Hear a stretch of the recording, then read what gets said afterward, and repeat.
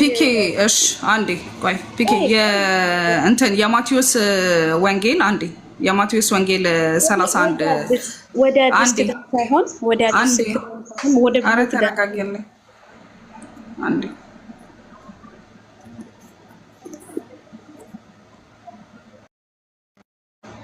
አውፉ በሉኝ የማቴዎስ ወንጌልን አውጣልኝ ፒኬ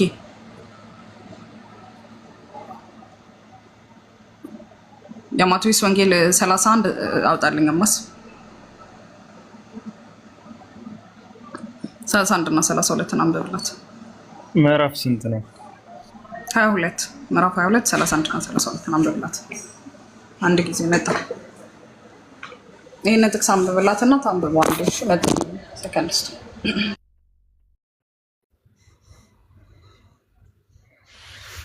እሺ ታይሻል አይ አም ስትሮንግ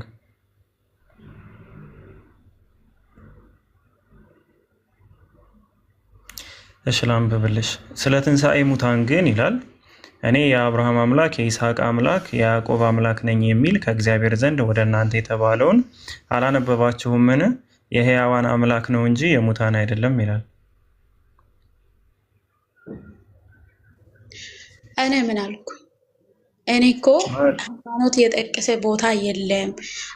አብርሃም ተለይቶ እግዚአብሔርን ስለተከተለ የአብርሃም መንገድ ተከትሉ ያለው እግዚአብሔርን ስለሚያውቅ ወደ እግዚአብሔር እሱ የእግዚአብሔር ሰው ስለሆነ ወደ እግዚአብሔር እሱ ስለምደርስ እሱን መንገድ ተከተሉ ነው ያለው እንጂ አያም ስትሮንግ ብዙ አልሰማዋቸውም። ግን ማንን ነበር የሚያመልከው መሰለኛ እየጠየቀችሽ የነበረ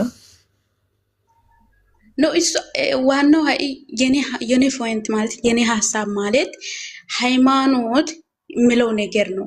እሷ ደግሞ አንድ አምላክ እኛም አንድ አምላክ ነው። ዙፋን ላይ አንድ አምላክ ብቻ ነው ያለው። አብና ማንን ነበር ሲያመልክ የነበረው ነው አይደል? ኢየሱስን ነው። ማንን ነበር ሲያመልክ? አብን ነው ኢየሱስን ነው ሲያመልክ የነበረው ነው የሷ ጥያቄ። እኔ እንጂ የሷ ጥያቄ እኛ ደግሞ አብ ወልድ መንፈስ ቅዱስ ያጆን አልሰማሽውም ነው በደንብ የኔ ጥያቄ ምን መሰለ? ቆይ ስላለኝ ይሰማኛል እኮ ለማውራት ስላልተመቸኝ ነው። የኔ ጥያቄ ምን መሰለ? ኢየሱስ ክርስቶስ የአብርሃምን መንገድ ተከተሉ ብሏል አይደለ? የአብርሃም መንገድ ደግሞ ያ አንዱን አምላክ በብቸኝነት ማምለክ ነው። እዚህ ላይም እንደተጠቀሰው ማለት ነው። ስለዚህ አብርሃምን መንገድ ተከተሉ ተብሎ ከተባለ አብርሃም ምን ነበረ ሲያመልክ የነበረው? ያንን መንገድ ሐዋርያቶቹ እንዲከተሉ ካዘዛቸው አሁን እነሱ የአብርሃም መንገድ ነው ወይ እየተከተሉ ያሉት ነው? ጥያቄን አገኘኸኝ? ምክንያቱም ቅድም ከአነስ ጋር ስታወራ አብርሃም ሃይማኖት አልነበረውም ብላለች። አሁንም እኮ እያልኩሽ ያለው ሃይማኖት የዛን ጊዜ የለም አልነበረም። ምክንያቱም አብርሃም ተለይቶ እግዚአብሔርን የሚያመልክ ሰው ነው። ወደ እሱ መንገድ ሂዱ ያለው ደግሞ እውነቱ እሱ ጋር ስለሆነ ነው እንጂ ሃይማኖት ነው እንጂ ወደ ሃይማኖት ማለት የአብርሃም ሃይማኖት ተከተሉ ነው ምለው ወይስ የአብርሃም አሁን እህታችን አንቺ የምገባሽ ነገር አሁን የአብርሃም መንገድ ተከተሉ ብሎ ሲል ምን ማለት ነው? የአብርሃም መንገድ እግዚአብሔር አብን እሱን ብቻ አመልኩ እሱን ብቻ ፈልጉ ነው ምለው እንጂ ሃይ ሃው አር ዩ አም ጉድ። ስለዚህ አብርሃም ኢየሱስ ክርስቶስ የአብርሃምን አምላክ ብቻ አምልኩ ብሎ ካለ አንቺ እያመለክሽ ያለሽው የአብርሃምን አምላክ ብቻ ነው? ክርስትና እንደዛ ነው የሚሰብከው አይደለም? አዎ ልንገርሻ እንዴት ካለሽ እኔ ልንገርሽ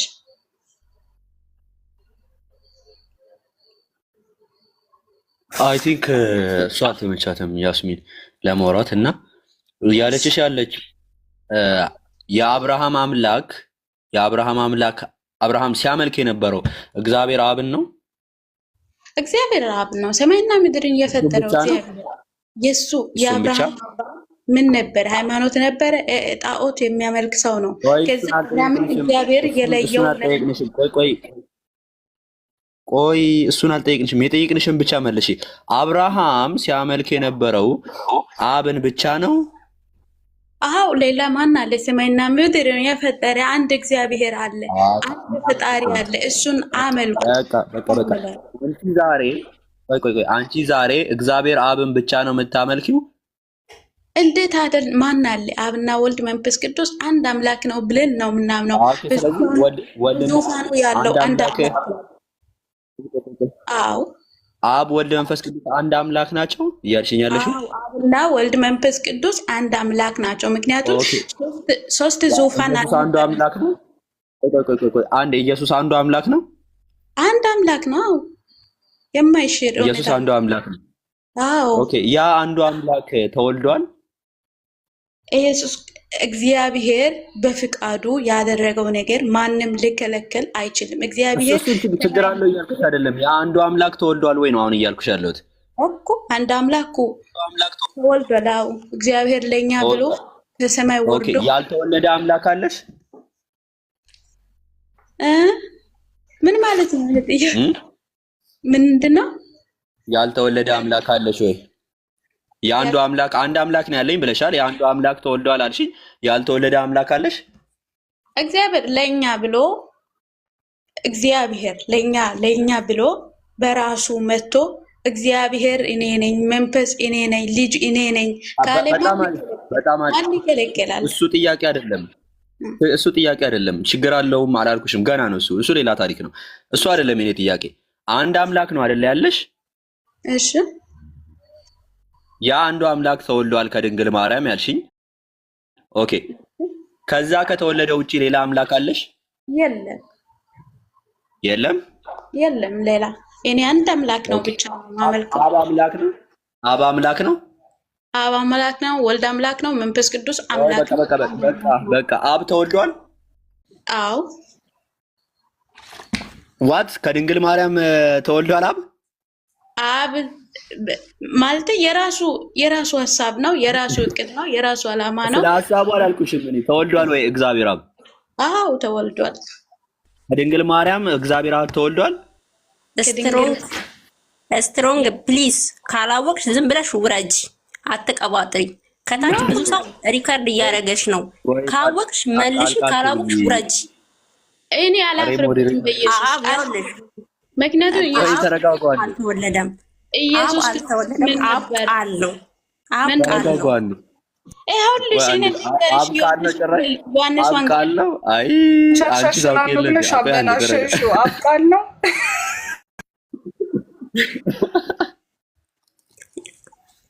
ነው እንደማመጥ ኢየሱስ የአብ ቃል ነው እንጂ አብ አልተወለደም።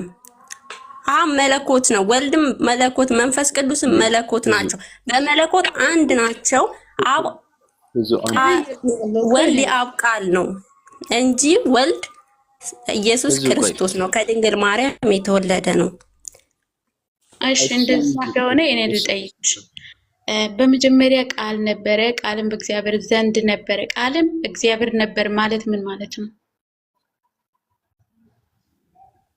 ቃልም እግዚአብሔር ነበረ። በመጀመሪያ ቃል ነበረ፣ ቃልም እግዚአብሔር ዘንድ ነበረ፣ ቃልም እግዚአብሔር ነበረ ማለት ምን ማለት ነው? ያውልሽ እናቴ እኔ ማለት ነው ለአንቺ ልመልስልሽ አይደለም የመጣሁት። እኔ ከአንቺ ጋር ልከራከር አይደለም። እኔ ጥያቄ ልጠይቅ ነው የገባሁትኝ። ግን ተምትሳሳቺ ውረጅ ነው ያልኩሽ። ኖ እኔ አልተሳሳት። በኢየሱስ አላፍርም። እኔ እውነትን እናገራለሁ። ምክንያቱም ጨርሽና እኔ ጥያቄ አለኝ። እኔ ለእነሱ ጥያቄ አለኝ፣ ለሙስሊሞች። አንቺ ጨርሽ። እሺ እኔ ለነሱ እናንተ የምጠይቀው ነገር ካለ አምስትሮንግ ከቤተ እምነት ነሽ? መጀመሪያ ከቤተ እምነት ነሽ? ኦርቶዶክስ ነሽ? ፕሮቴስታንት ነሽ? እኔ ጴንጤ ነኝ። በኢየሱስ ክርስቶስ አምላክነት ማምነው ሰው ነኝ። ጴንጤ በጴንጤ ሃይማኖት ጴንጤቆስታል አሴ ጀነራል ማለት ነው። በጴንጤቆስታል አብ ተወልዷል የሚል አሳይኝ እስቲ። እግዚአብሔር በልጁ በኩል ዓለምን ዳነ ማለት ምን ማለት ነው? ያ እሱ ራሱ ተወልዷል ወይ ነው እያልኩሽ ያለሁት። እግዚአብሔር አብ ተወልዷል ከድንግል ማርያም። እዚህ ጋር እኔ ላስረዳክ። ይኸው ይህን ቃል ካላመነ ታዲያ ሌላኛው ቃል ካመነ ምን ያደርጋል? በመጀመሪያ ቃል ነበረ፣ ቃልም እግዚአብሔር ዘንድ ነበረ፣ ቃልም እግዚአብሔር ነበረ ማለት እግዚአብሔር ተወልዷል ማለት ነው እኮ። ኦኬ ቃል እግዚአብሔር ዘንድ ነበረ። ቆይ አንዴ፣ ቃል እግዚአብሔር ዘንድ ነበረ። እሺ ቃል ራሱ እግዚአብሔር ነበር አይደል? ምክንያቱም ከስር ቃልም እግዚአብሔር ነበር ይላል አይደል? እኮ እግዚአብሔር በእግዚአብሔር ዘንድ ነበረ። ምክንያቱም ቃል እግዚአብሔር ከሆነ እግዚአብሔር በእግዚአብሔር ዘንድ ነበር። የትኛው? እኔ እኮ በራሴ ሳይሆን ያው ይሄ ቃል ነው የምለው ቃል ነው እኮ ቃሉን ከጠቀሽው አይቀር ቃል ወረድ ብሎ በመጀመሪያ ቃል ነበረ፣ ቃልም በእግዚአብሔር ዘንድ ነበረ፣ ቃልም እግዚአብሔር ነበረ ካለ ይሄ ቃል እግዚአብሔር ነው አይደለም? ቃል እግዚአብሔር ነው። ይሄ ቃል ደግሞ እግዚአብሔር ዘንድ ከነበረ ቃል ራሱ እግዚአብሔር ከነበረ እግዚአብሔር በእግዚአብሔር ዘንድ ነበረ እኮ እሱ። ለዚህ ነው እኮ እግዚአብሔር ተወልዷል ወይስ አልተወለደም? እኮ ስንት አምላክ ነው ያለው? ስንት አምላክ ነው ያለው? አምላክ ዘንድ ከነበረ ስንት አምላክ ነው ያለው? አንድ አምላክ አለ። አምላክ ዘንድ ነበር አልሽኝ እኮ እኔ እኮ ብዙ አምላክ አለ ሳይሆን አንድ አምላክ አለ። ይህም እግዚአብሔር አንድ አምላክ የሚሆነው አምላክ ዘንድ ከነበረ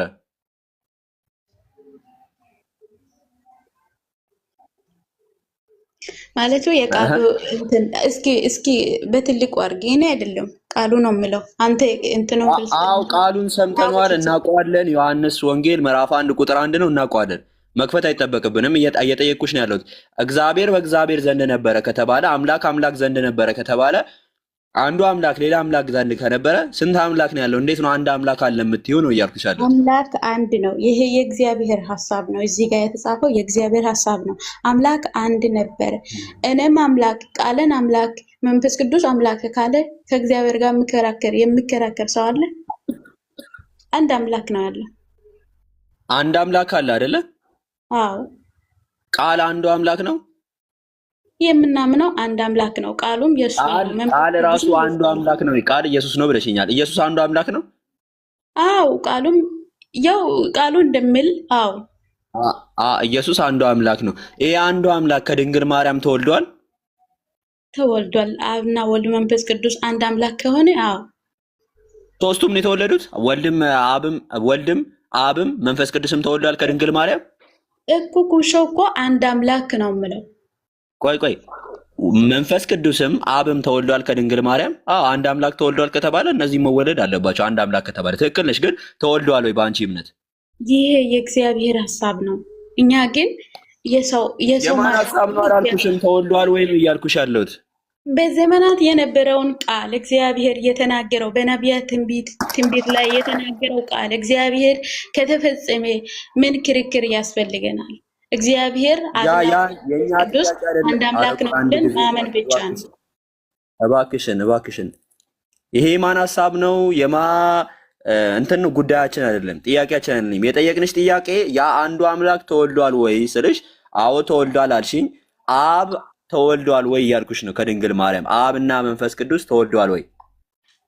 በእግዚአብሔር ፍቃድ ከሰማይ የላከው መንፈስ ቅዱስ ልጅ የሆነው ኢየሱስ ክርስቶስ ነው። ኢየሱስ ክርስቶስ ደግሞ በእኛ ሃይማኖት ደግሞ ኢየሱስ ክርስቶስ አምላክ ነው።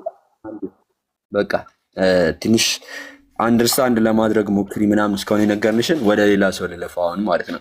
ትዙ አለሽ? አለዋ። ኦኬ ትዙ፣ ስንት አምላክ ነው የምታመልኪው? አንድ አምላክ። አንድ አምላክ። የአንዱ አምላክ ከድንግል ማርያም ተወልዷል? እኔ የማመልከው አንድ አምላክ ነው፣ ግን ሶስት አካል ናቸው። አብ፣ መንፈስ ቅዱስ። እሺ የአንዱ አምላክ ታዲያ ከድንግል ማርያም ተወልዷል?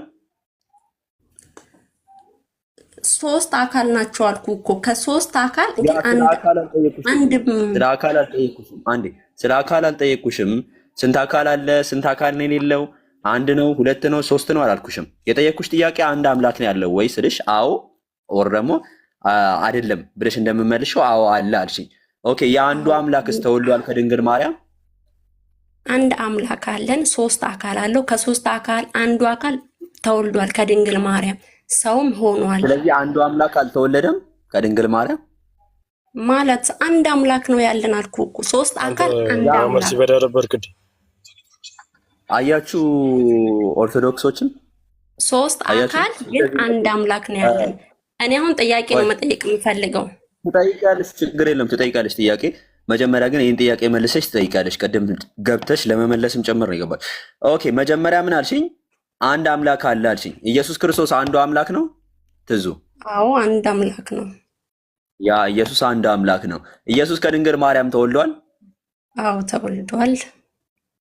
ስለዚህ አንዱ አምላክ ከድንግል ማርያም ተወልዷል። አዎ። ኦኬ አብ አምላክ ነው? አዎ አምላክ ነው። በስም ሶስት ናቸው እንጂ አብ ከድንግል ማርያም ተወልዷል። አብ ከድንግል ማርያም ተወልዷል? አልተወለደም።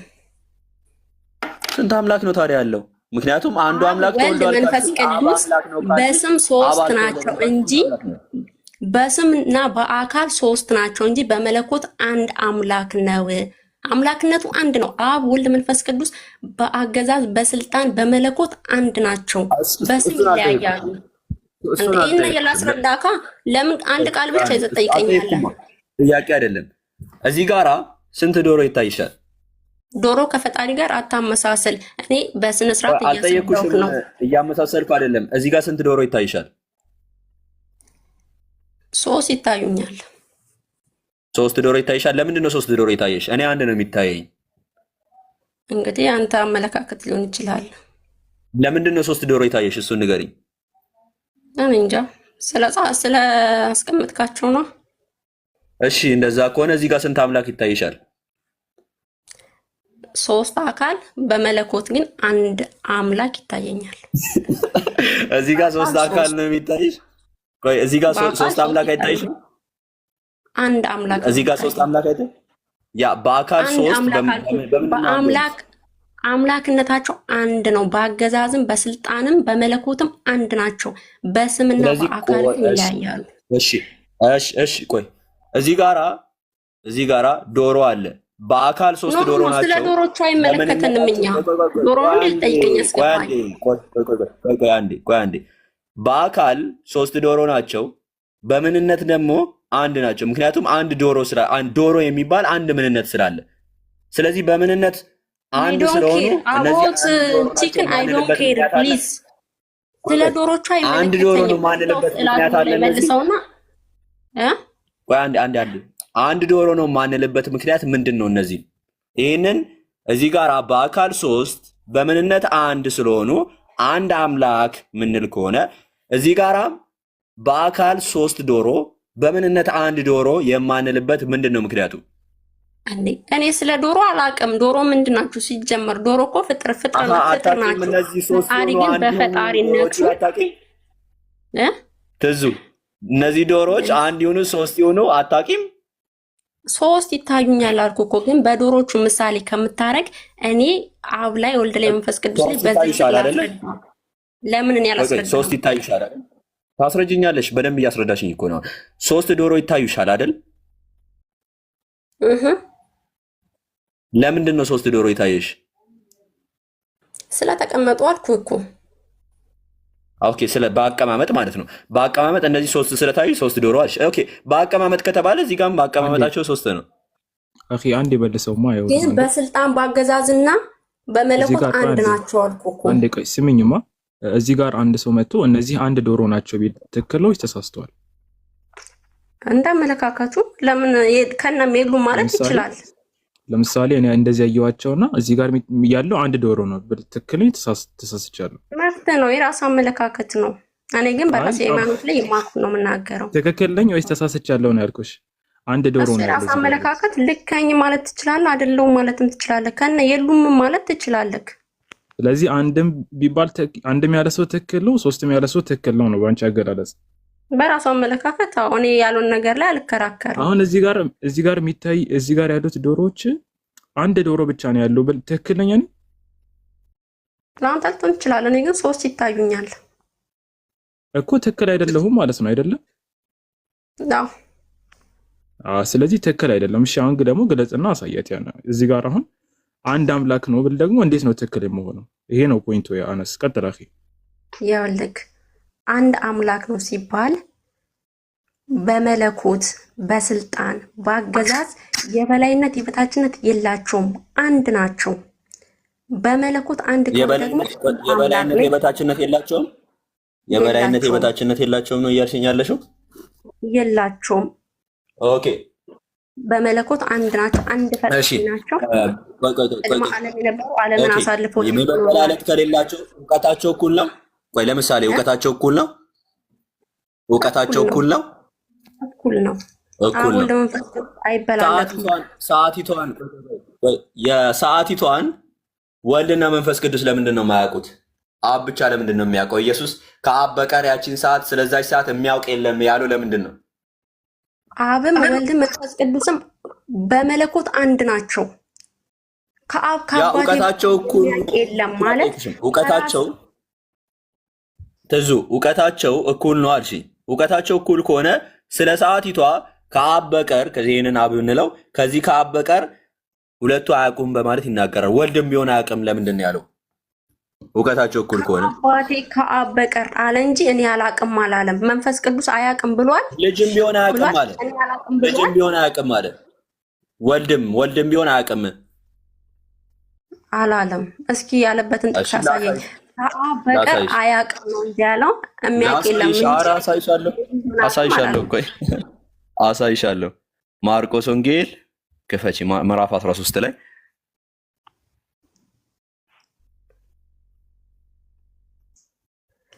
እሺ። እስከዛ እኔ ጥያቄ ልጠይቃችሁ። ቆይ ልጨርስና ከዛ እንገባለን።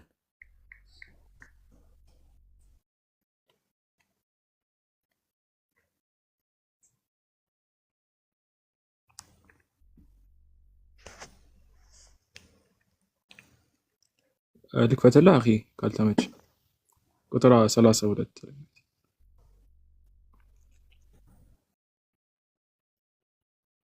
ከፈትኩት ነው እንዴ?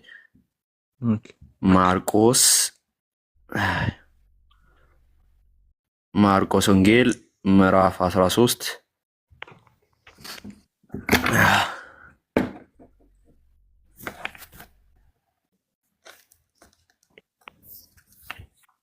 ከአብ መምጣቴን ከአብ በቀር የሚያውቅ የለም ነው የሚለው እንጂ ልጁም ቢሆን አቅም አይልም።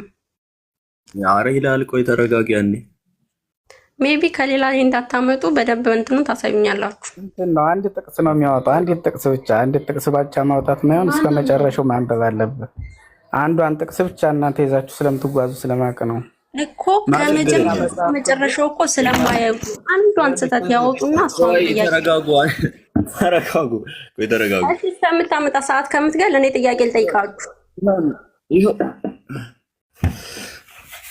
ይኸው ክፈቺ የማርቆስ ወንጌል ምዕራፍ 13 ቁጥር 32 ላይ ነገር ግን ስለዚያች ቀን ስለዚያች ሰዓት ከአብ በቀር ማንም የሚያውቅ የለም፣ የሰማይ መላእክትም አያውቁም፣ ወልድም አያውቅም። እውቀታቸው እኩል ከሆነ ለምንድን ነው ስለዛች ሰዓት የማያውቀው?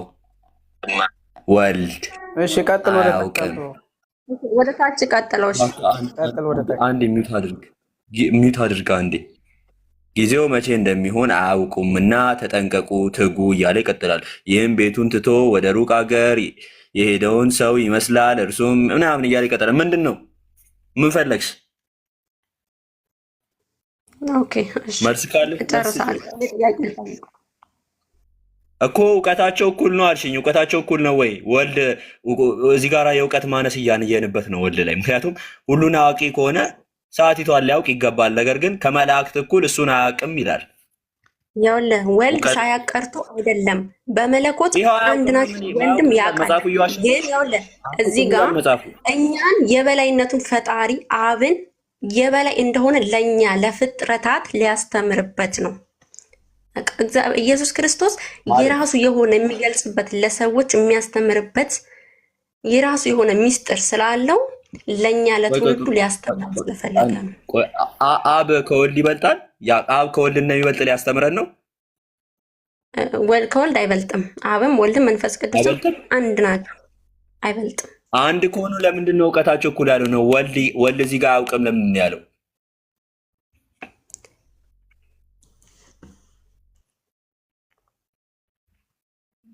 ዝም አትበያ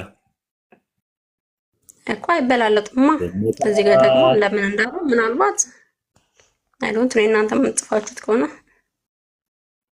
እኛ ጽፈነው ነው መጽሐፉን እኛ ሙስሊሞች ጽፈነው ነው። እዚህ ከፈጫው አንቺ ጋር ያለው መጽሐፍ ቅዱስ እጄ ላይ የለም፣ ስልኬ ላይ ያለ እንግዲህ እሱን ያው እንደተጻፈው እያያችሁት ነው። አይ ዶንት ነው ለምን እንዳላወቀ።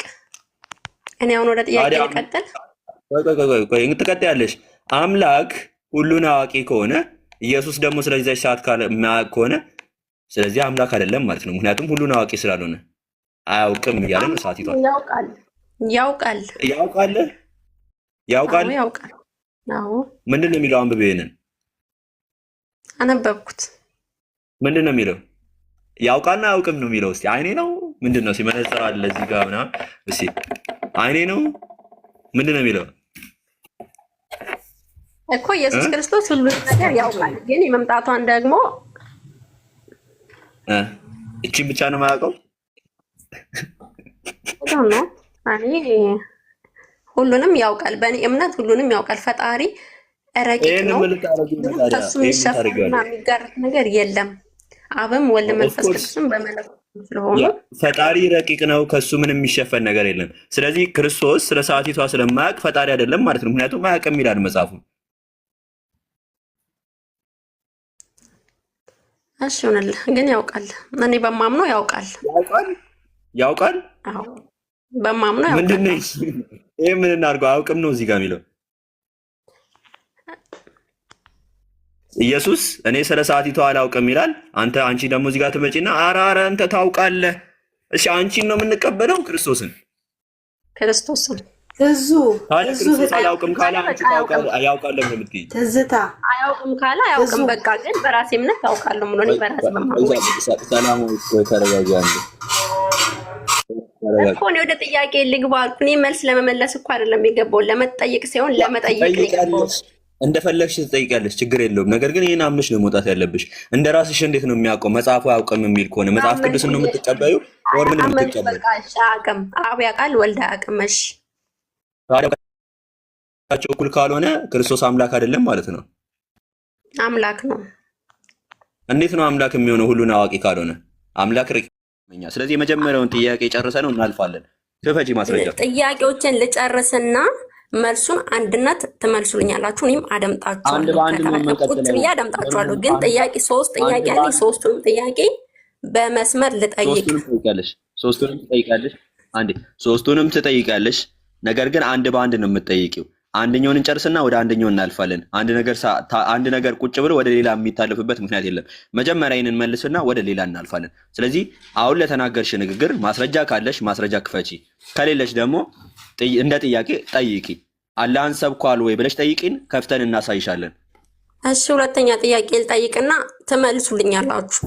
ከዛን ደግሞ እዚህም እንትለዋሉ ካልመለሳችሁልኝ አስታውሳለሁ። ሁለተኛ ጥያቄ ምንድን ነው? አድምጠኛ ትዙ ቆይ አድምጠኛ አትበይው እንጂ ወይ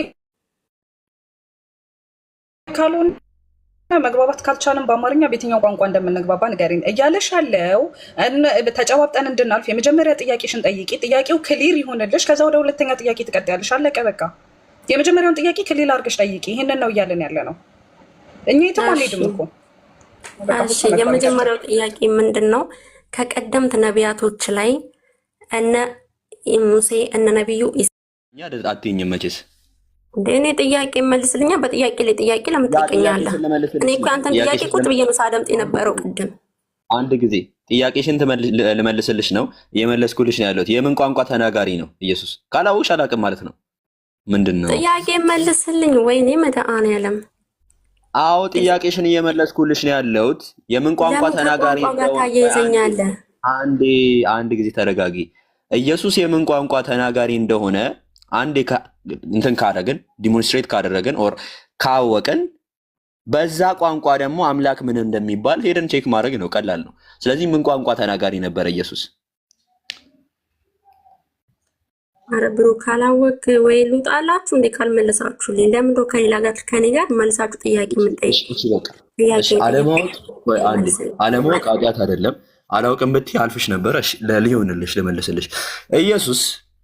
ኢየሱስ የምን ቋንቋ ተናጋሪ ነበረ ከተባለ አራማይክ ነው ራሱ ማለት ነው። እሱ በነበረበት ታይም ላይ ዶሚኔንት የነበረ ቋንቋ ምንድነው? አራማይክ ነው። የአራማይክ ቋንቋ ተናጋሪ ነበረ ኢየሱስ ክርስቶስ ማለት ነው። ጂሰስ ኔቲቭ ላንጉዌጅ አራማይክ። የኢየሱስ ይናገር የነበረው ቋንቋ ምንድነው? አራማይክ ነበረ ማለት ነው። አራማይክ ደግሞ በአረማይክ አምላክ ምንድነው የሚባለው የሚለውን ራሱ አይ ቲንክ ቼክ ብናደርገው ምን ይመስላችኋል? ልክፈትልሽና አምላክ ምን ይባላል? ኢየሱስ እየሄደ ሲሰብክ እግዚአብሔር እያለ አይደለም ሲናገር የነበረው፣ በቋንቋው ነው የሚናገረው። በቋንቋው ሲናገር አምላክ እያለ ሲጻፍ አምላክ እያለ ሲናገር ምን እያለ ነበረ ኢየሱስ ሲናገር የነበረው ከተባለ አላህ እያለ ነው ሲናገር የነበረው። አላህ እያለ ኢየሱስ ማለት ታዲያ አላህ ነው። በእንዛ ቋንቋ አላህ ማለት አምላክ ነው። ያ አላህ እያለ ሲሰብክ ነበረ ነው ኢየሱስ ክርስቶስ ራሱ ማለት ነው። አራማይክ ለምሳሌ አራማይክ ትራንስሌሽን ብትመለከቺ ምን እያለ ነው የተቀመጠው? ራሱ ዮሐንስ ወንጌል 17:3 ላይ ኢየሱስ ሲናገር ማለት ነው ምን ተብሎ ነው የተቀመጠው ከተባለ አላህ ነው ራሱ አላህ ያዕቆብ፣ ጄኮብ፣ ጄምስ ኤንድ አብደላህ ኢየሱስ የሚሰብከውን አላህ ነው እናንተ የምትሰብኩት የምታመልኩት? አዎ ይሄ አላህ እኮ ታዲያ ኢየሱስ ክርስቶስ እኮ አብን ወልድን መንፈስ ቅዱስን ኢየሱስ ክርስቶስ ራሱ ሰብኳል፣ አንድነቱንና ሶስትነቱን። እሱን የጣላችሁት ታዲያ የቱ ጋራ? አንድ ማስረጃ ስጭን። በጥምቀቱ ላይ እንዴ በጣም ብዙ አለ። አብ ወልድ መንፈስ ቅዱስ እያለ ሶስትነቱና አንድነቱን የገለጸበት አንድ አምላክ ናቸው ያለበትን ካመጣሽ 10,000 ብር ሽልማትን እሸልምሻለሁ። አብ ወልድ መንፈስ ቅዱስ ሳንቲም አልፈልግም፣ ተርፎኝ የምሰጥ ነኝ። ከፈለክ እኔ ለአንተ ልሰጥ እችላለሁኝ። ብር በእምነት አይቀየርም። እኔ አሁን ጥያቄ መልስልኝ። ብሩን እንተው። እኔ ቲክቶኬን ዲሌት አድርጌ ድጋሜ ለዲቤት አልመጣም። ድጋሜ ማለት ነው ብር አስታንቆሽ ችግር የለም። አንዴ አብ ወልድ መንፈስ ቅዱስ አንድ አምላክ የሚል ከመጽሐፍ ቅዱስ ላይ ከፍተሽ አሳይ። እጄ ላይ መጽሐፍ የለም እንጂ አለ። ጸቅ መጽሐፍ ላይ አለ። ከፈለክ አራቱን ወንጌሎች አንብባቸው። እኔ ልጋብዝህ። የትኛው ብዙ አድ አለኝ እዚህ ጋራ 80 አድ አለኝ። ከመጀመሪያ እስከ መጨረሻ አንብባቸው። የቱ ጋር አንድ ጥቅስ ንገሪኝ። ከመጀመሪያ እስከ መጨረሻ እኮ አንድ ጥቅስ ንገሪኝ። ከመጀመሪያና እስከ መጨረሻ ማለት እኮ አይደለም፣ ጀነራል አድርገሽ ሳይሆን አንድ ጥቅስ እዚህ ጋር አለ ካልሽኝ ከፍትና እዚህ ጋር እንመለከታለን የቱ ጋር እንዳለ አንድ ጥቅስ። እኔ እኮ ጥቅስ አልያዝኩም ነው ያልኩ። እኔ አሁን ጥያቄ ጠየቅኩ፣ መልሰህ እኔን ጥያቄ ጠየቅከኝ። ግን አብ ወልድ መንፈስ ቅዱስ ሰብኳል አልሽኝ። የቱ ጋር የሰበኩት? እኔ አሁን ቲክቶክ ላይ እንዴት ላደርግ ነው? የቱ ጋር ጥምቀቱ? ለምን ታደርገዋለህ? መጀመሪያ ለእኔ መልስልኝና ትደልተዋለህ። የትኛው ጥቅስ ላይ እኮ አሳየኛ። አብ ወልድ መንፈስ ካልመለስክልኝ ደግሞ ወደ ሁለተኛው ልቀጥል ወይ? ኖ እንደዛ ብሎ ሳይንስ የለም። እኛ ሙስሊሞች ጋራ ምን አልሽ? አብ ወልድ መንፈስ ቅዱስን ሰብኳል አልሽ። ማስረጃ ግን የለም አቅርቢ ስትባይ። ኦኬ አሁን ሚውት አድርጌና እኔ ሐሳቡ እኮ መጽሐፍ ቅዱስ ስላሌለ ነው። አንዴ በቃ እኔ መጽሐፍ ቅዱስ እኔ ጋር አለ ከፍትልሻለሁ አልኩሽ። ይኸው የፈለግሽውን ይኸው መጽሐፍ ቅዱስማ አታሳቢም። እዚህ ጋር አለ ብዙ ነው ያለኝ። የትኛውን አማርጠሽ ከፍትልሻለሁ አልኩሽ። በመጽሐፍ ቅዱስማ አታሳቢ። ግን የለም አንድ ማስረጃ የለም። አሁን እኔ መልሱን ልመልስና ከዛ በኋላ ወደ ቀጣይኛው ጥያቄ እናልፋለን። አላህ ሱብሓነሁ ወተዓላን ሰብኳል ወይ? ነቢያት ምንድነው አላህ ብሎ ሰብኳል ወይ ከተባለ አዎ ኦፍኮርስ ሰብኳል ራሱ ማለት ነው። ይህንንም በቁርአን ላይ ለምሳሌ አምላካችን አላህ ሱብሓነሁ ወተዓላ ሲናገር ስለ ነቢያት ሲተርክልን ኢየሱስ ስለ አላህ እንደሰበከ አላህን አምልኩ እያለ ኢሳ ተናግሯል ራሱ። ምንድነው ኤቲዝም? ምንድነው? ምን ማለት ነው? የለም እኮ ምንም እኮ ኤቲዝም ማለት ራሱ ምን ማለት ነው? እኔ አላቅም። እሱንም ዝም ብዬ ነው። እሱንም ራሱ ማጣጣውን ነገር ለምንድን ነው ነኝ የምትይው? እዚህ ጋር ጥያቄ ላለመጠየቅ አይደለማ። እሱንም አላቅም። ዝም ብዬ ነው እሱን እንትን እያልኩ ያለሁት አሁን እያጠናሁት ነው። ኦኬ አሁን ሚውት አድርገሽ ቁጭ በይ። ጉድ ዋይ ወደዚህ ልመጣ አቤል አለ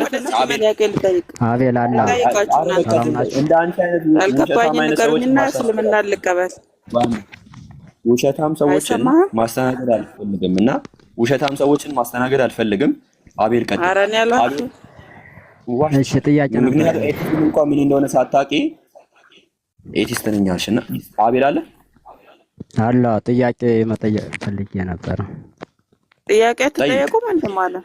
እኔ እኮ ነኝ ቀድሜ የገባሁት። ጠይቅ። እሺ ሙስሊም ሲባል ስንት ሙስሊም ነው ያለው? ስንት ሙስሊም ነው ያለው ማለት ምን ማለት ነው? እስልምና ምን ማለት ነው? ሙስሊሞች አንድ ነን ትላላችሁ? ሁሉም እስልምና አንዱ ፈጣሪን አላህ አንድ አይነት ባህሪ ያለው ብሎ ነው የሚያምን? ያ ሙስሊም እሺ ቀጥል። ኢስላም ምን ማለት እንደሆነ ታውቃለህ አቤል? እስላም ሰላም እኔ እንጃ አይዶን ነው። ኢስላም እንደሆነ ሳታውቅ ስለ ኢስላም እየጠየቅን ነው። ችግር የለም። ሙስሊምስ ምን ማለት ነው? ሰላም አላኩ ነው እየጠየቅኩ ያለሁት። እሺ ምንድን ነው ጥያቄ? ፖይንቱ ምኑ ጋር ነው? እስላም ሁሉም እስላም አንድ ነው፣ አንድ አይነት ፈጣሪ ነው የሚያመልክ ሁሉም እስላም? ኢስላምና ሙስሊም ይለያያል። ኢስላም አንድ ኢስላም ነው ያለው እዚህ ዱንያ ላይ፣ ከአንድ በላይ ኢስላም የለም። እሺ ሙስሊምስ?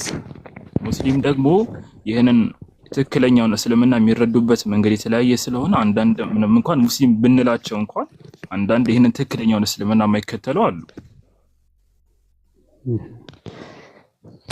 ትክክለኛው እስልምና እንዴት ማወቅ ይቻላል? እስላም ብዙ ከሆነ ትክክለኛውን እስልምና ማወቅ የሚቻል በቁርአንና በሐዲስ ነብዩ ሰለላሁ ዐለይሂ ወሰለም ሐዲስ ላይ ምን እንዳሉ አላህ ተባረከ ወተዓላ ቁርአን ላይ ምን እንዳለ ማለት ነው። ይሄ ነው ትክክለኛው እስልምና። አንዱ መጣና መልእክተኛው ለአንዱ ምን አሉት? ቁል አመንቱ ቢላሂ በአላህ አምኛለሁ በል። ከዛ ቀጠለ በቃ ዲንን ቁርአንና ሱናን መያዝ አለቀ። ከዛ አንተ ትክክለኛ ሙስሊም ትባላለህ እኮ። ስለዚህ ትክክለኛው እስላም የአላህ ባህሪ እንዴት ነው እናገረኝ። የአላህ ባህሪ ለምሳሌ አሁን የምንሰማው ወይም የምናየው አላህ አይታይም የሚሉ ሙስሊሞች አሉ። አላህ ይታያልና አካል አለው ብሎ የሚያምኑ ሙስሊሞች አሉ።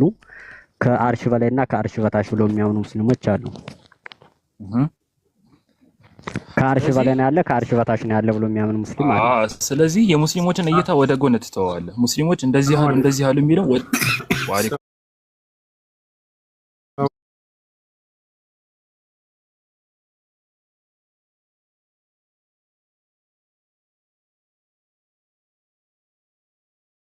ማስረጃ ያስፈልገው።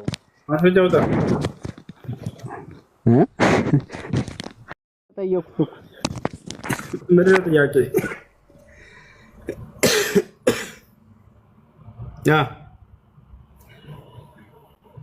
አይሰማም እንዴ? ይሰማል።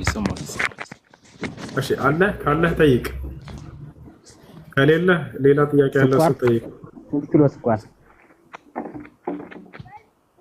200 ነው።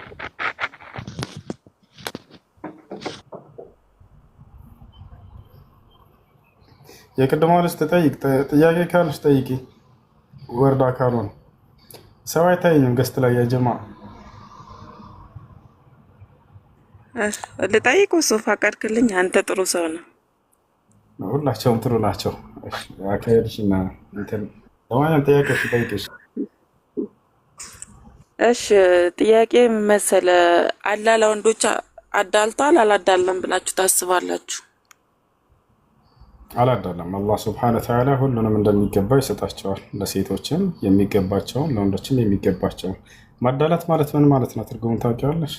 አይ ማለት የተሰጣቸው እንትን ፌር ነው ብለህ ታስባለህ? ለሴቶችና ለወንዶች የተሰጣቸው ክብር ማዳላት ማለት ትርጉሙ ነው። ሁለቱም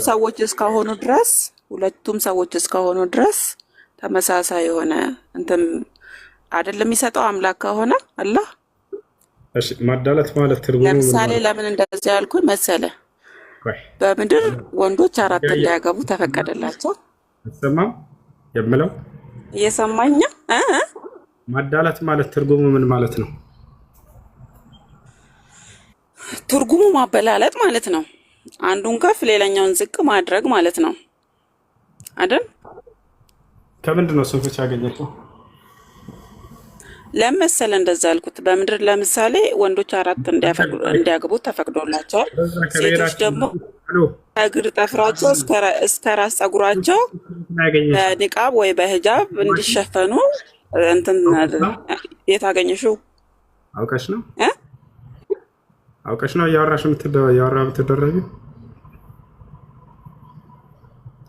ማለት? እሺ አልደረብም፣ አዳምጥሃለሁ ማለት ልጨርስ ብዬ ነው ጥያቄ። ማዳላት ማለት ምን ማለት ነው አልኩሽ። የሆነ ፍቺ ተናገርሽ። ይሄ ፍቺ ከየት ነው አንቺ ያገኘሽው?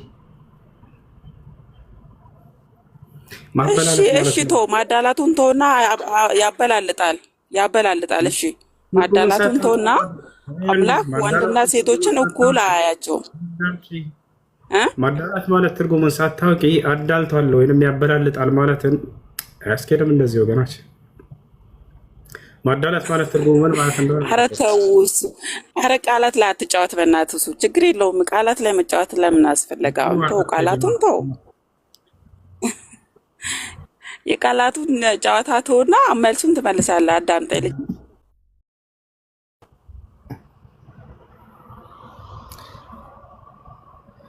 ልትጫወቻ መጣሽ አንቺ ነበርሽ፣ ግን ትርጉሙን እንኳን አታውቅም።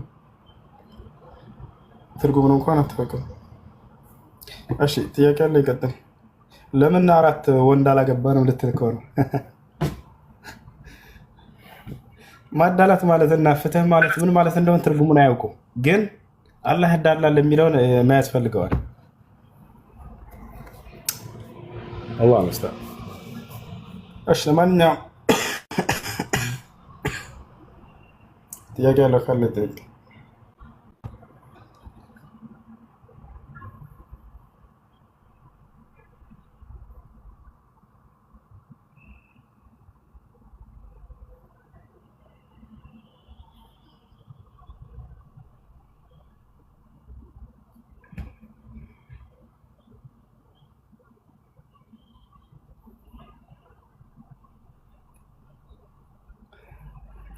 ድምፄ ይዘገያል እንደ ልጆች አይሰማቸውም ወይስ ይሰማል?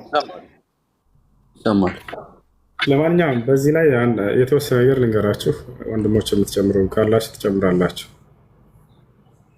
እሺ ማዳላት ማለት በተመሳሳይ ነገራቶች ላይ ማበላለጥ ማለት ነው። ተቃራኒ በሆኑ ነገራቶች ላይ እነዚያን ለማወዳደር መሞከር ራሱ ስህተት ነው። ተመሳሳይ በሆኑ ነገራቶች ላይ ወንድ አለ ወንድ ለእያንዳንዱ የሚገባው ለወንድና ለሴት የሚገባቸውን መስጠት ይሄ ፍትህ ነው። ገብቷቸዋል አይደል? በወንድና በወንድ መካከል ቢያዳላ፣ በሴትና በሴት መካከል ቢያዳላ የዛኔ ማዳላት ይባላል። ቢያበላልጥ ማለት ነው። ገብቷቸዋል አይደል?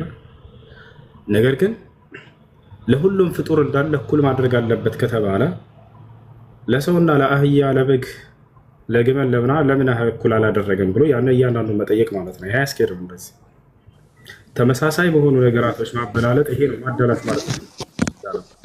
በተቃራኒ ነገራቶች ላይ ግን መበላለጥ ወይንም ለእያንዳንዱ የሚገባውን መስጠቱ አምላክ ይሄ አይችልም።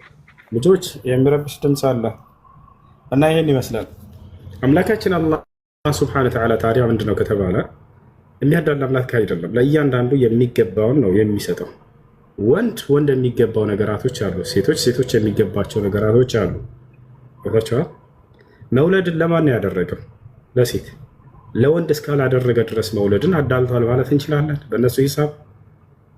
ይሄ ነው እንግዲህ አይምሯችን ከፍ ብሏል ብሎ የሚያስቡ ሰዎች የቲስትነን ምናምን የሚሉ ሰዎች ነገራቶችን በአይምሯቸው መዝነው ምናምን በቃ መወሰን የሆነ በቃ ያደጉ አይነት አድርገው አይምሯቸውን ያስባሉ። ነገር ግን በጣም ያዋዠቁና ያወረዱ ናቸው። ይዛቸዋል። ሴት ከሆነች የምትወልደው ለምንድን ነው ወንዶችስ እንዳይወልደው የሆኑት? እሷ 4 ከሆነ ለእሷ እንዴት አያስኬድም? እንደዚህ ይዛቸዋል። ለወንድ 4 ከሆነ እንዲያገቡ የተፈቀደው ለሴቶች 1 ከሆነ እንዲያገቡ የተፈቀደላቸው ምክንያቱ ምንድን ነው ብሎ መጠየቅ ነው የሚሻለው። ይቻላል። ይሄ ለነሱ በራሳቸው በሚመጡበት አካሄዳቸው ትመልሱላቸዋላችሁ። ትላንትና ነው ሁለታ በዚህ መልኩ የጠየቀች ልጅ የመለስኩላትን መልስ አስታውሱ። ምን ነበር ልጅቷ ያለችው? ሴቶች በእስልምና 1 ብቻ ነው እንዲያገቡ የተፈቀደላቸው፣ ለወንዶች ደግሞ የተፈቀደው 4 እንዲያገቡ ነው። ለምንድን ነው ለሴቶች 4 እንዲያገቡ ያልተፈቀደላቸው አለች። ልጅቱ ሴት ነበረች። ይሄን የጠየቀችው እናቶች ማን ነች አልኳት። አሁን አላስታውሰውም የእናቷንም የአባቷንም ስም፣ ግን በጣም እንትን ይላል ይቆራረጣል ከኔ ጋር እና እናትሽ ማን ናት ስላችሁ የሆነ ስም ሰጠችኝ ብቻ እንደ ምሳሌ ልስጣችሁ እንድትረዱ ዘንድ። እናቷ ዘለቀች ነች እንበል። ይወታችኋል አይደል? እሺ እቺ ዘለቀች የምትበላዋ እናትሽ ማን ነው ባሏ ወይንም ያንቺ አባት ብዬ ጠየኳት። ከበደ አለች እንደ ምሳሌ ማለት ነው። ከበደ ጥሩ። ያንቺ ስም ማን ነው አልኳት። የእሷን ስም ነገረችኝና የአባቷን ስም በትክክል ነገረች ከበደ። እሷን ደግሞ ማን ብላ የሆነ ስም አስካሉን ብላትና አስካሉ ከበደ ነኝ አለችኝ። ጥሩ አልኳት። ይሄን ከጠየኳት በኋላ እሺ አሁን አባትሽ ከበደ ከዘለቀች ከእናትሽ ውጭ ሌላ 3 ሚስቶችን አገባን በል አልኳት። ይወታችኋል። ከእያንዳንዱ ጋር ግንኙነት አደረገና ወለደ። እነዚያ የሚወለዱ ልጆች በማን ስም ሊጠሩ ይችላሉ ስላት በአባቴ ስም በከበደ ይጠራሉ አለች። ምክንያቱም አባታቸው በእርግጥ እሱ መሆኑ ስለሚታወቅ። እሺ በዚያው አንጻር ደግሞ እናትሽ ዘለቀች 4 ባል አገባች አልኳት። ከአባትሽ ከከበደ ውጭ ሌላ 4 ባሎችን አገባች። 4ቱም መጥተው ተገናኙት። 1 ልጅ ወለደች እቺ ሴት። የዛኔ እቺ ሴት የምትወልደው ልጅ እናትሽ በየትኛው ነው ሊጠራ የሚችለው አልኳት። መልስ የለም፣ አለቀ በቃ እዚህ ይቆማል። መልስ የለም። በከበደ ሊጠራ ይችላል ወይ? ላ እነዚያ 3ቶችስ አያችሁ። በዚህ ተረዳች። በቃ ገብታችኋል አይደለ? አንድ ወንድ 4 ሴት ቢያገባና ቢወልድ እያንዳንዱ ልጆቹ በሱ መጠራት ይችላል። አንድ ሴት ግን 4 ወንድ ቢገናኛት በየትኛው ሊጠራ ይችላል? በየትኛው ሊጠራ ይችላል? ይሄ ነው ከኢስላም አንጻር አምላክ አላህ ሱብሓነሁ ወተዓላ ለምንድን ነው ከአንድ በላይ ማግባትን የደነገገው ከተባለ እንደ ኢስላም አስተምህሮ አምላካችን አላህ ሱብሓነሁ ወተዓላ በቁርአን ላይ ስለ ትዳር ባነሳ ቁጥር ስለ መልካም ዘር ያነሳል። መልካም ዘርን ታፈሩ ዘንድ እያለ ነው የሚናገረው በሱረቱል ነህል ራዕድ ላይ፣ በሱረቱል ፉርቃን ላይ ወለቀድ አርሰልና ረሱለን ሚን ቀብሊከ ወጀዐልና ለሁም አዝዋጀን ወዙርያ ይላል። መልካም ዘርን እያለ ያስከትላል ስለ ትዳር ባነሳ ቁጥር።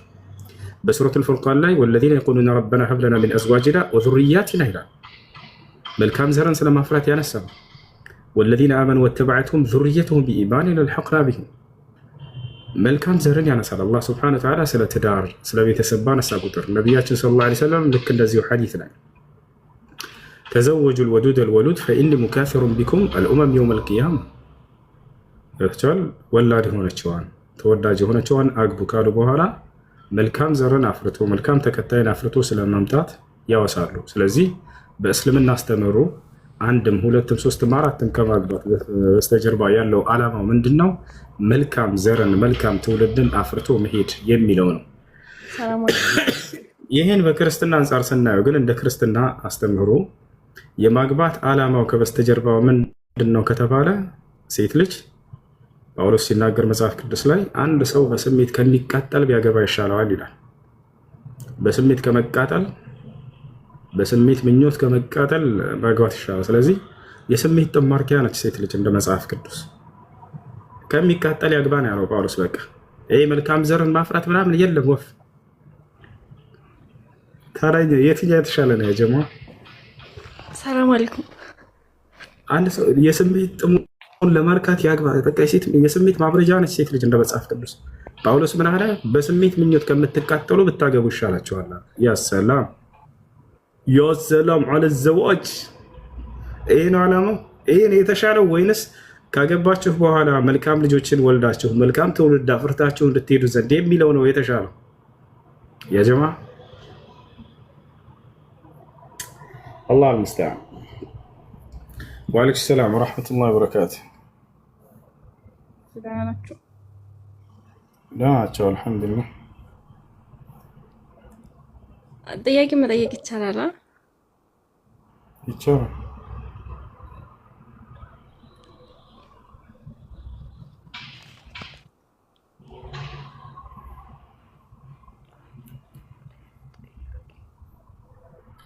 ይሰማል? ይሰማል። ትንሽ ግን ኔትወርክ ያግደዋል። ግን እኔ ጥያቄ ነበረኝ።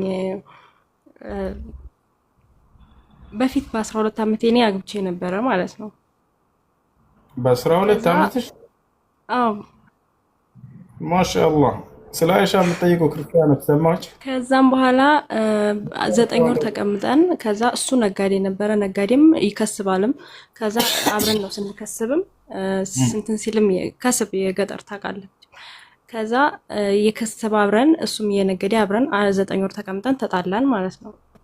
ተጣልተን ስንለያይ ከዛ እኔ በሰዓቱ 2012 ላይ ነበረ። ከዛ በሰዓቱ እሱ 25,000 ብር አትርፏል። ትርፍ እኔ ጋር ተተጋባ በኋላ ማለት ነው። ምንድነው ከስብ ምናምን ነገር መህር ተከቷል ማለት ነው። ከዛ ከተሰራው ነው እንጂ ከነገርኩት አትካፌም አለኝ ማለት ነው። ከዛ ያው በሰዓቱ እኔም ህፃን ስለነበርኩኝ አልተከራከርኩትኝም። እሺ በቃ የሰጠኝ ስጠኝና 25,000 ብሩን 12,000 ብር ይደርሰኛል ግን ብላው ምናምን ብዬ ትቼው ወጣሁ። ከዛ ያንን ብር ዛሬ ተቀበልኩት እንትን አልኩትኝ ማለት ዛሬ በዛሬው ሰዓት ተቀበልኩትኝ። እሱ ሐራም ይሆንብኛል? አልገባኝም። ጥያቄሽ አበድረሽው ነው ወይንስ ምንድነው? አበድረው አይደለም። ይኸውልህ እሱ ይከስባልም ነጋዴም ነው ይከስባልም። አብረን ነው እንትን ያልነው 9 ወር የተቀመጥነው ማለት ነው በትዳር። ከዛም አብረን በ9 ወር በትዳር ተቀምጠን ከዛ ተጣላን። ስንለያይ ምን ሆነ? የከሰብነውን ተካፈልን እኩል ማለት ነው። ከዛ ካተረፈው ደግሞ 25,000 ብር አለ ስለሚነግድ እኔ ጋር አብረው ሆኖ ይነግድ ነበር። ከዛ 25,000 ብር አለ አትርፏል ማለት ነው። ከዛ ያንን አላካፍልሽም አብረን ማለት ነው። አብረን በከብት ነበር የሚነግደው እሱ ነጋዴ። እሱ ገበያ ሲሄድ እኔ ከብት አግዳለሁ። በቃ እሱ ገበያ ሲሄድ እኔ ከስባለሁ እንደዛ ማለት ነው። ከዛም ስንለያይ ተከሰብሽው በቆሎ እንጂ ከንትን ካልሽው አትካፈይም፣ ከነገርኩት በሬ ነግጄ አላካፍልሽም አለኝ እሱ ማለት ነው። በሰዓቱ ያው እሱም በግድ ነበር መጀመሪያም ጠልፎ ይወስደኝ የነበረው ማለት ነው። ቤተሰብ ጋር ብዙ ስምምነት ስላልነበረ ተከራክሮ የሚቀበልልኝ ሰው አልነበረም። በቃ እኔ ከፈታኝ ዝም ብሎ ማለት ነው። 25,000 ብር አላካፍልሽም 12,000 ብር ይደርሰኛል ብዬ ስለ አይደርስሽም አላካፍልም ማለት ነው። እሺ ብዬ አብራችሁ ያፈራችሁት አይደል? ገንዘቡ አብረን ነው 25,000 ብሩን አብረን ያፈራነው። አብረን እያልን በትዳር የነገደው አይ እኮ አብራችሁ ከሆነ ያንን ገንዘብ ያፈራችሁት እኩል ትካፈላላችሁ እኮ። ከከሰብነው እኩል ተካፈልን፣ ግን ከነገርኩት እኩል አላካፍልሽም ማለት ነገርኩት ማለት ያኛው ገንዘብ በምን መንገድ ነው የተገኘው? አብራችሁ ነው ያንን የሚያተርፋችሁ? አብረን እንደሱ ከሆነ አብረን እሱ ገበያ ሲሄድ እኔ ነኝ ከብት ማግደው። እንደገናም ደግሞ እሱ ገበያ ሲሄድ ሁሉ ጊዜ በቃ እኔ ነኝ እንትን የምለው ማለት ነው እኮ። እህት አብራችሁ ከሆነ ያተረፋችሁት እኮ ያፈሩ ይገባል እኮ። ከዛም በኋላ ሳያካፍለኝ ወጣሁ እኔ ማለት ነው። በሰዓቱ ሳይሰጠኝ ወጣሁኝ። አሁን 2000 አሁን በአሁን ሰዓት ማለት ነው። ከዛ ብሩን 12,000 ብሩን ተቀበልኩት አታለልኝ ማለት ነው። ታረቃለሁ ምናምን ብዬ 12,000 ብሬን ከተቀበልኩ በኋላ አልፈልግም አልኩት። ይሄ ሐራም ይሆናል አይሆን? እንደሱ ማዋሸትሽ ስህተት ነው። አልሰጠኛል ማለት ደግሞ ያናድደ የነበረ ገንዘቤን መቀማቱ እኮ እሱ ማዋሸትሽ ስህተት ነው። ወደ አላህ ተውበት አድርጊ። ገንዘብሽ ሐቅሽ ነው።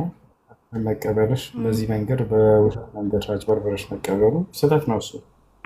ስለዚህ ወደ አላህ ሱብሓነሁ ወተዓላ ተውበት አድርጊ። ግን ገንዘቡ ገንዘቤ ነው። ገንዘቡ ገንዘብሽ፣ አንቺ እንዳልሽው ከሆነ ገንዘብሽ ነው። አብረሽ የሰራሽ ያተረፍሽ ገንዘብ አልሰጥም። አብረን ነው የሰራነው። እሺ ልጆች ቀጥሉ። ያላ ሰላም አለይኩም። እሺ ሌላም ጥያቄ ያለኝ ኧረ አስጨርሰኝ። ልጨርስ ይቻላል? የለም አይ ቲንክ ሰላት ሄዷል መሰለኝ። የሰላት ሰዓትም ስለሆነ ማለት ነው። እና የአረቢም ኦኬ አለ የአረቢም ሲመለስ አለው። እሺ የአረቢን እንዳታስወርዱት እሺ። እኔ ነኝ ያስገባሁት።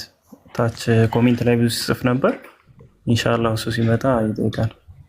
አቤላ ወይዬ ደህና ነህ?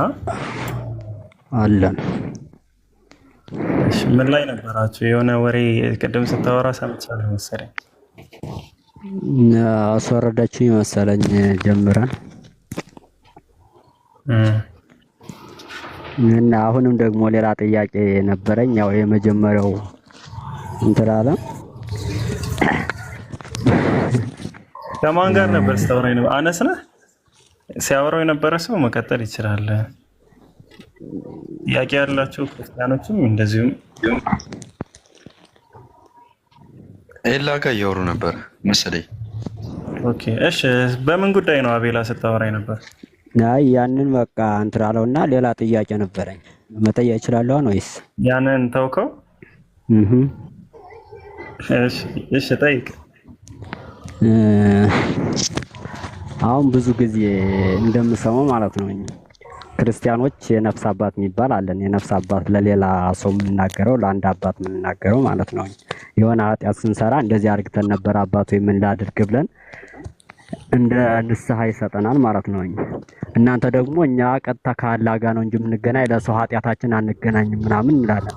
አሁን ያለፈችው እህታችን እንኳን ይኸው ምን እያለች በሚዲያ ሳይቀር እንደዚህ አድርግቼ ነበር ይሄ ትክክል ነው አይደለም እያለች ትናገራለች። እናንተ ቀጥታ ከአላህ ጋር ነው ወይስ በሱ በኩል ነው ኃጢአታችሁን እየተናገራችሁ ያላችሁት? ኦኬ እሺ፣ ጥሩ ጥያቄ ነው። ያልተረዳኸው ምንድነው? የንስሐ አባትንና ሙፍቲን ማለት ነው የሁለቱን የሥራ መደብ የተረዳህ አልመሰለኝም። ክርስትና ሙፍቲ ላይ ሳይሆን ሁሱ ጋር ነው እንጂ ለሁሱ ነገረችው። ሁሱ ሂዶ ለአላህ ነው የሚነግርላት ወይስ? አቤል እየጠየክ ነው። በቃ ሲመለስልህ ሚዩት አድርገህ አዳምጥ። ከዛ መልሱ ካልገባ ድጋሚ መጠየቅ ትችላለህ። እሺ የንስሐ አባት ኃጢአቶቻችሁን ተናዛችሁ የምህረት ጾም ጸሎት የሚሰጣችሁ ነው። ማለትም እንዲጾሙ እንዲጸልዩ ምናምን ፍርድ የሚያስተላልፍ ማለት ነው። የንስሐ አባት ጾም ጸሎት ምናምን የሚሰጣችሁ ነው። እኛ ደግሞ በቁርአን የታዘዝነው ምንድነው? የማታውቁ እንደሆናችሁ የእውቀት ባለቤቶችን ጠይቁ ነው። ገባ? አሁን እሷ እየጠየቀች ያለችው የእውቀት ባለቤትን ነው። ምንድነው እየጠየቀች ያለችው? የሰራው ስራ ስህተት ነው ወይስ አይደለም የሚል ነው እንጂ እንደዚህ አይነት ኃጢአት ነበረኝ እንደዚህ ነበረኝ እና ይህንን ነገር ምን ላድርግ ምናምን እንደዛ የሚል አይነት ጥያቄ አይደለም። የሰራው ስራ ስህተት ነው ወይስ አይደለም? እንደ እውቀት ባለቤትስ ቁርአንና ሐዲስ ምንድን ነው የሚል በዚህ ስህተት ስራ ዙሪያ ላይ ምንድን ነው የሚለን? ቁርአንና ሐዲስ ምንድን ነው የሚያስተምር? ይሄ ስርቆት ነው ወይስ አይደለም ድርጊቱ ነው። ስለዚህ እኛ ምንድን ነው የተባልነው? የማታውቁ እንደሆናችሁ የእውቀት ባለቤቶችን ጠይቁ ነው የተባልነው። ስለዚህ እሷ ስለማታውቅ የሚያውቅን ሰው ጠየቀች ማለት ነው። ተረዳኸው? እንጂ ኃጢአቷን በተገናኘ የምትናዘዘው ተውበት የምታደርገው ወደ አላህ ብቻ ነው። አንድ ስራ ግን ስህተት ይሁን ትክክል ይሁን የምታውቀው ስትማርና ስትረዳ ስታውቅ ነው። ሰው ትምህርት ነው እየወሰደች ያለች፣ ኃጢአቷን እየተናዘዘች ምናምን አይደለም።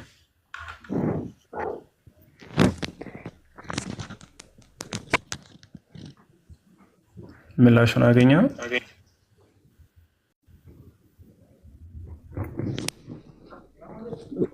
በዚህ ላይ ግን አንድ ሀሳብ ጨምር። አዎ ጨምር።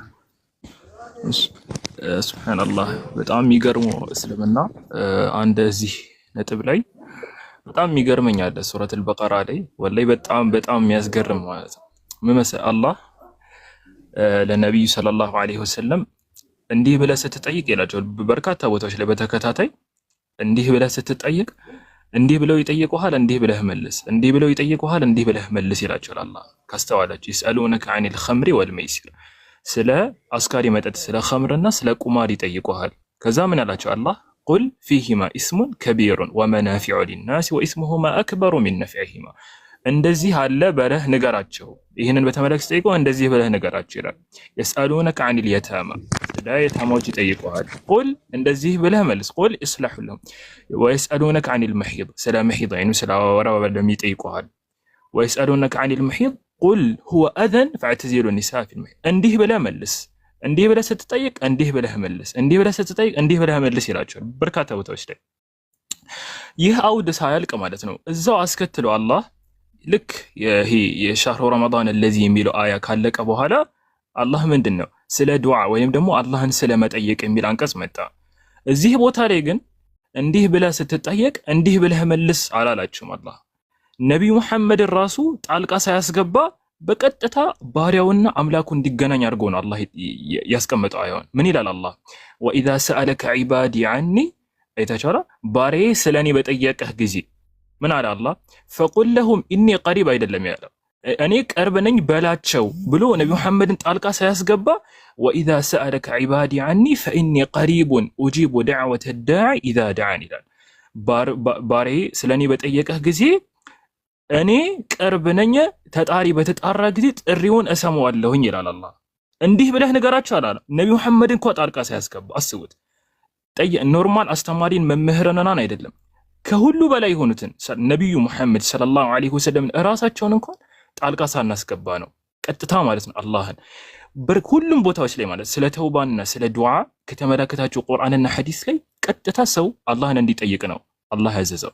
ስለ ዱዓ ከተመለከታችሁ ሱረት ጋፊር ላይ ምዕራፍ 40 ቁጥር 60 ላይ ምንድነው? ወቃለ ረቡኩም ኡድዑኒ አስተጂብ ለኩም ኢነ ለዚነ የስተክቢሩነ ዐን ዒባደቲ ሰየድኹሉነ ጀሀነመ ዳኺሪን። ወቃለ ረቡ ጌታችሁ እንዲህ አለ፣ ኡድዑኒ እኔን ጠይቁኝ፣ አስተጂብ ለኩም እቀበላችኋለሁ የጠይቃችሁኝን ነገር ይላል።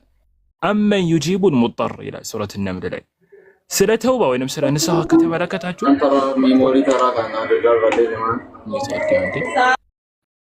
ስለ ተውባ ከተመለከታችሁ ቁርአን ላይ አላህ ምንድነው የሱረት እንትን ላይ ሱረት ኑር ምዕራፍ 24 ቁጥር 31 መጨረሻ ላይ ወቱቡ ኢለላሂ ጀሚዓን አዩሀል ሙእሚኑን ለዓለኩም ትፍሊሑን፣ ሁላችሁም ተውባ ስታደርጉ ወደ አላህ ነው። ወቱቡ ኢለላሂ ጀሚዓን ወደ አላህ ተውበት አድርጎ ነው የሚለው። ቀጥታ ሄደህ እገሌ ጋር አይደለም፣ ንስሐ ስትገባ እገሌ ጋር እየሄድክ አይደለም፣ ቀጥታ አላህ ጋር ነው ያለው በቀጥታ ማለት ወቱቡ ኢለላሂ ጀሚዓን አዩሀል ሙእሚኑን። ሌላ ቦታ ላይ አላህ ሱረት እንትን ላይ ሱረት ተሕሪም ላይ ያ አዩሀል ለዚነ አመኑ ቱቡ ኢለላሂ ተውበተን ነሱሐ ይላል ምዕራፍ 66። እናንተ ያመናችሁ ሰዎች ወደ አላህ ተውበት አድርጎ ነው ቱቡ ኢለላህ። አይታችኋላ ቀጥታ ወደ አላህ ነው በቃ እንደዚህ ስትሬት በቃ አማኝ ባሪያ አለ፣ አንድ ባሪያ አለ የሚጠይቀው ማንን ነው? ቀጥታ አላህን ነው። ዱዓ ሲያደርግ የሚያደርገው ለማን? ቀጥታ ለአላህ።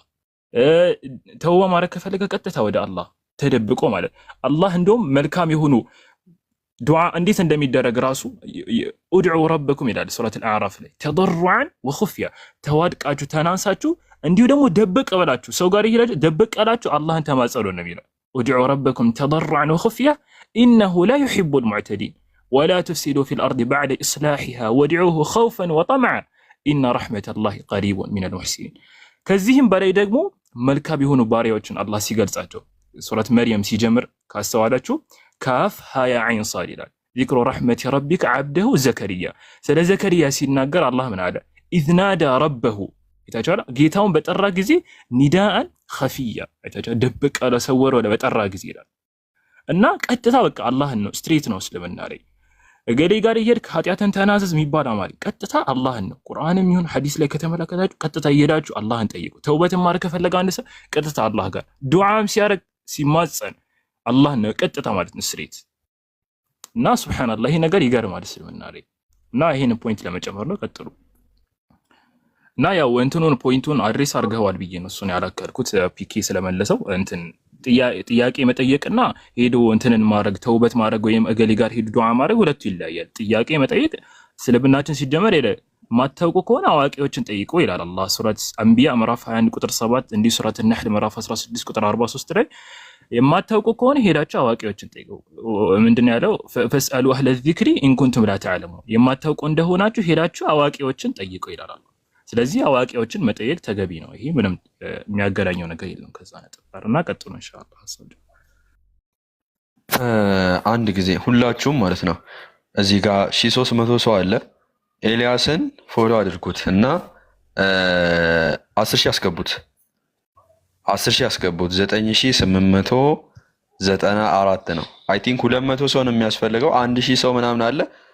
ፎሎ አድርጉና ሁላችሁም ስንት አስገቡት? 10,000 ያስገቡት። በጣም የምትጠቀሙበት ወንድም ነው። 10,000 ያስገቡት ሁላችሁም ማለት ነው ፎሎ አድርጋችሁት። ቴንክ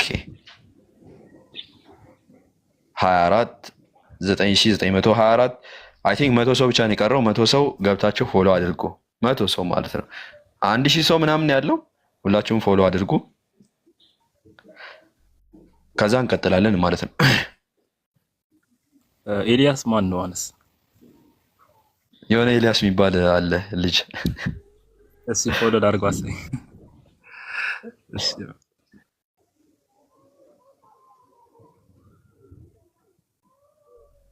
አልገባም። ጥያቄ ካላችሁ እናስተናግድ። አዎ ችግር የለም። ጥያቄ ያለው ሰው ገስት ይላክ። እስከዛ ማለት ነው። እስከዛ ግን 1300 ሰው ፎሎ አድርጉት ኤልያስን።